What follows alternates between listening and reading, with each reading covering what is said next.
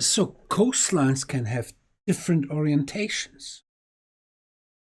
And what really only matters in the coastal upwelling process is the relative orientation of the wind stress vector and the coastline. Okay? Because the only thing that matters is the offshore Ekman drift. It's the Ekman movement perpendicular to the coastline orientation. It's shown here in this little sketch. Okay? So upwelling can happen at any coastline orientation. Okay? You just need to have the right wind direction relative to the coastline.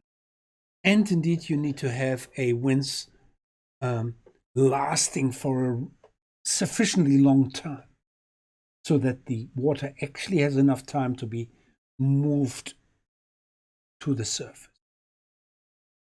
Okay, and there's a full tutorial video explaining this upwelling index, how to calculate it, okay, in step by step. Okay, and then you can produce a little graph. Okay, and here's one example of an upwelling index, very popular,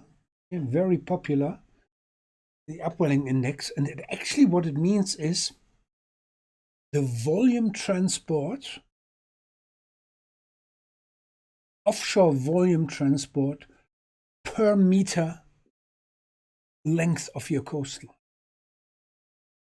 Okay, it's normalized per meter length. And that's why in the terms of units, you only see a square meter per second in this upwelling. All right, okay. This is what we call the upwelling index, and it's only based on wind data, and it only tells you that the winds have the right conditions to create coastal upwelling. It does not prove that there is actually upwelling. Okay? It just tells you that the wind creates offshore Ekman trends. There can be other processes as well that, hinder the upwelling process, or there might be no nutrients in the shelf bottom water, so you might actually not get any ecological response. Anyway, so this is one index that helps you to identify upwelling systems.